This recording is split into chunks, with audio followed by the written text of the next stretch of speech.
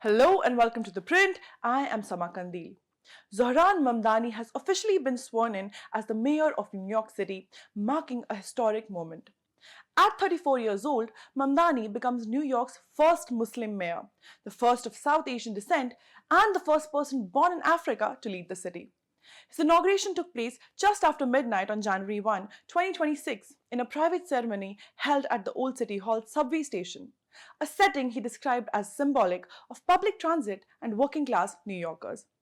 Mamdani placed his hand on a Quran as he took the oath of office, a first for the city, highlighting not only his faith but also the diversity of the city he now leads.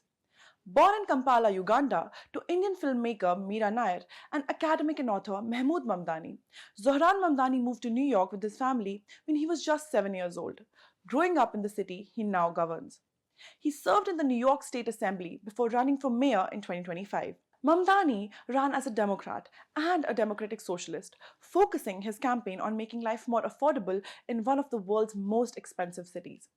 During the 2025 mayoral campaign, Mamdani championed several high-profile policies: universal childcare for all New Yorkers, a rent freeze for about 1 million households, city-run grocery stores intended to lower food costs, proposals to expand free public services like free buses, and reduce living costs overall. His message of affordability helped him get a record-breaking turnout of more than 2 million voters and take 50% to defeat former New York Governor Andrew Cuomo with a lead of 10 points.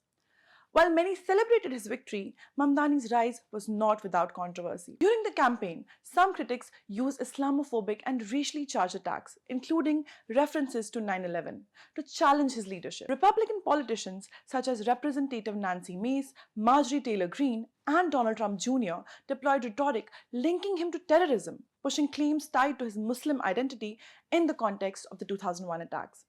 In response, Mamdani has talked about family members facing anti-Muslim prejudice growing up in the aftermath of the 9/11 terrorist attacks. He said, "I want to speak to the memory of my aunt who stopped taking the subway after September 11 because she did not feel safe in hijab. I want to speak to the Muslim who works for our city, whether they teach in our schools or walk the beat for the NYPD." Mamdani said this in a speech in October. Mamdani has also drawn criticism from parts of New York's Jewish community for his past positions related to Israel and Palestine, including support for the BDS movement and earlier reluctance to condemn the phrase "globalize the intifada" that critics view as problematic. He later clarified that he would discourage the use of that phrase, seeking to balance his progressive base with broader community concerns. He also stirred up controversy when he said that he would arrest Israeli Prime Minister Benjamin Netanyahu if he ever comes to New York, citing the International Criminal Code charging the latter with war crimes and crimes against humanity during the war on Gaza. "I've said time and again that this is a city that believes in international law," Mamdani said on CNN in September 2025. Mamdani has also been a sharp critic of Donald Trump on issues such as immigration, even calling him a fascist. He said his differences with the president were numerous, even after a warm White House meeting. Thank you for watching. For more such content, follow ThePrint.